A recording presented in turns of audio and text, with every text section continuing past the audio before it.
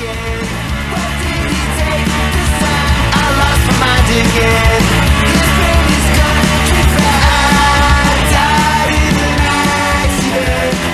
No further questions.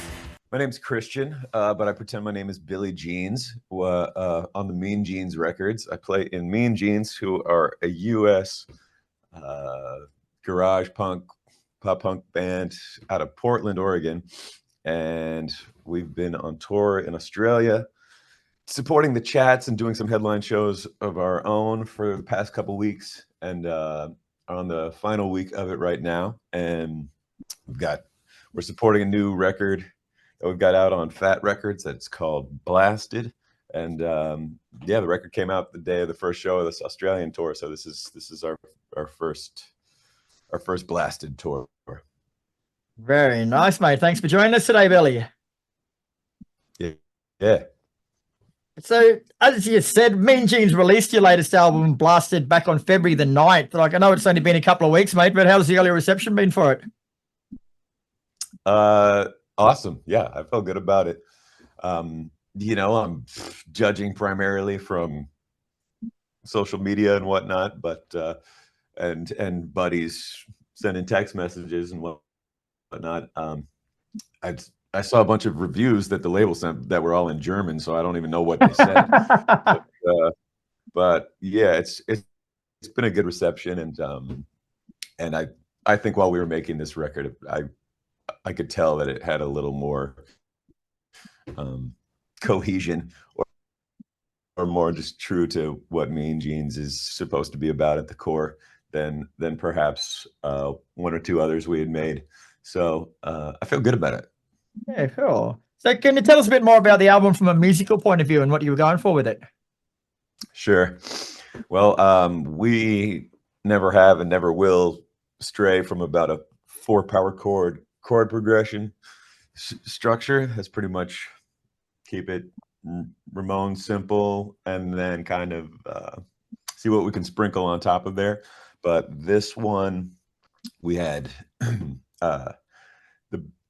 the band wasn't on hiatus per se, but we actually were living in 3 different cities when COVID struck. And I mean, we'd been touring in the US up until the end of February 2020, so it was just like a week before the pandemic occurred, and we had a support tour with the Chats on the book. So we had never met these guys.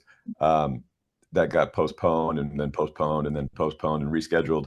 So I spent most of the pandemic anticipating a tour that, you know, all the booking agents had to just keep booking stuff, even though no one knew when it would make sense to be doing so. Mm-hmm. So ultimately, it actually took over 2 years for the tour to happen, during which time Mean Jeans were not really functional. So the stuff I was writing, I actually just put out a solo record called Funky Punks in Space, but mostly because I knew there was no chance of the songs seeing the light of day with Mean Jeans.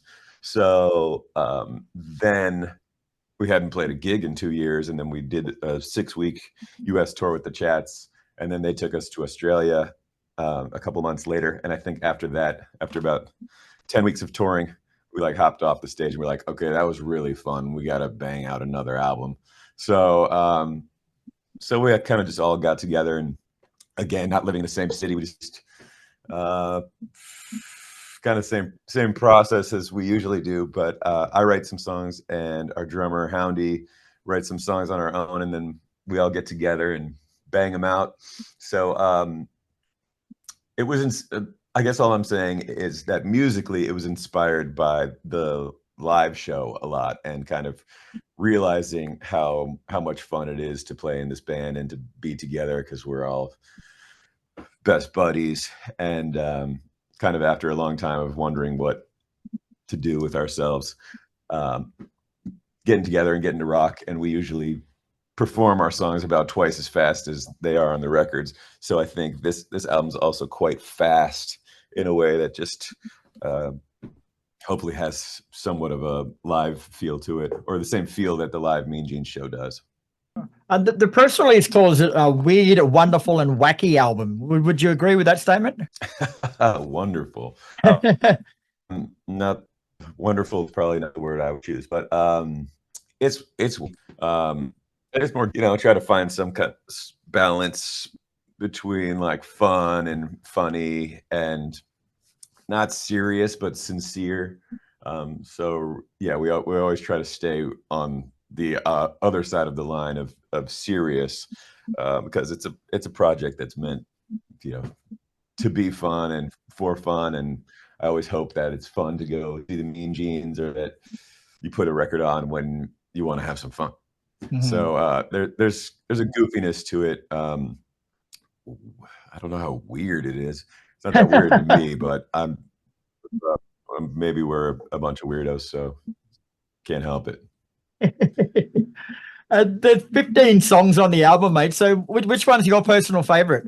It always happens that you record a bunch of songs and think that it will be obvious which one or two are like the singles and like these are clearly the best ones, and which one or two are crap and you should just scrap them. But then you kind of just spend too much time like mixing them and writing them, practicing, performing, and mixing them.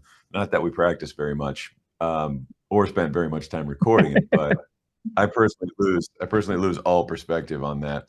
So I think for me, there's a song called Taco Bell Parking Lot that is just it's a song that I wrote, but it kind of strikes a chord with me most. So that'd probably be the one that I chose.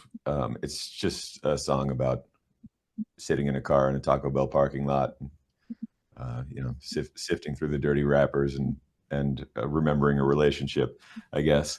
But yeah, my answer is going to be Taco Bell Parking Lot. Very cool.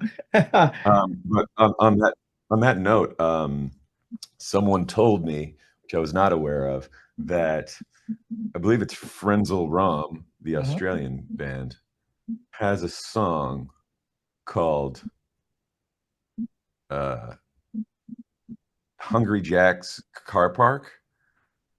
Ooh, perhaps. I know most of Frenzal Rhomb's music, and I've never heard that one.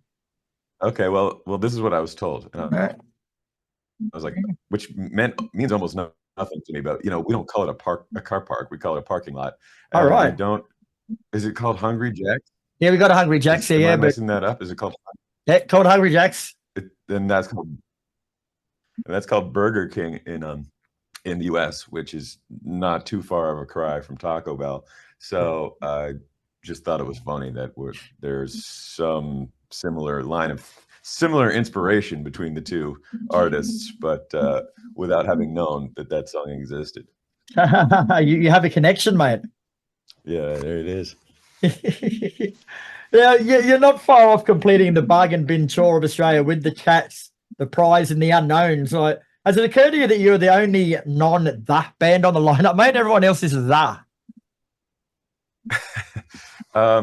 No, that had not occurred to me, but a lot of them are kind of interchangeable. You could say the Mean Jeans if you want.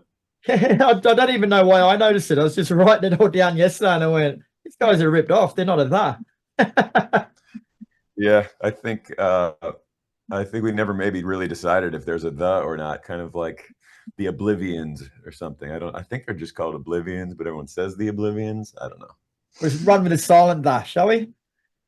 Yeah. So how's the tour been going so far, mate? Has it been going off?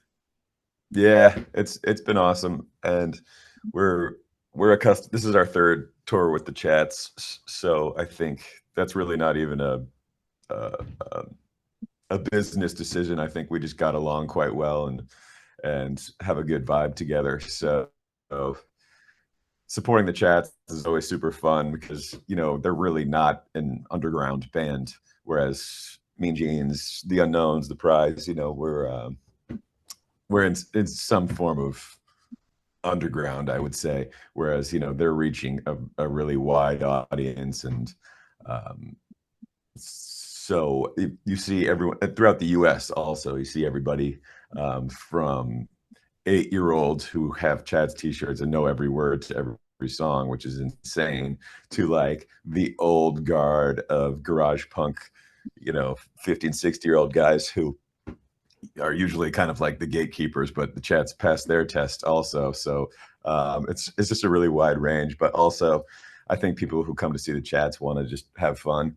And we like to have fun while we're playing, and that's kind of the whole point of the band. So it's a good match, and we really like supporting them. And then headline shows have been fun also. And previously, when we toured Australia, it was kind of a like fly to each city and play a gig deal. Whereas this one has been all driving and kind of going down the coast, and we played a bunch of beach towns that honestly I'd never heard of in my life. Byron Bay and Gosford and Coffs Harbor, but people, so I didn't know what to expect, if those are just like really small towns or whatnot. But again, because it's the Chats, they fill the room, and then we get to dive in the ocean afterwards. Beautiful. And the shows you got left, bro, are they headlining shows, or are they with the Chats? The remaining shows are two shows supporting Chats in Frankston and at Northcote Theatre, and then we're doing our own show at the Tote here in Melbourne, where I am right now, and I'm told it's a legendary spot, so I'm excited to be there. Classic spot, yeah. You'll have a ball. Yeah. It was described to me as CBGBs of we've toured with some other Australian bands, and so we're all friends on Instagram and whatnot. And I've seen over the past year, maybe 2 years, a bunch of stuff about saving the Tote, and it seemed like it was a successful thing. And I never really knew what that was, but I'm honored to get to go rock there. Fantastic, mate. All right. Well, thanks very much for your time today, Brad. The album Blasted is out now. The tour's still got a couple of Victorian shows to go, so check out on the website if you want some tickets. Thanks, Kris.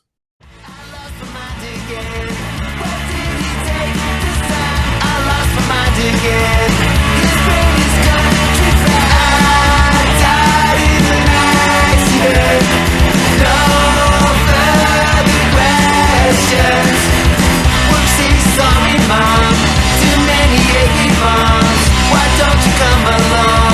Place where we all belong.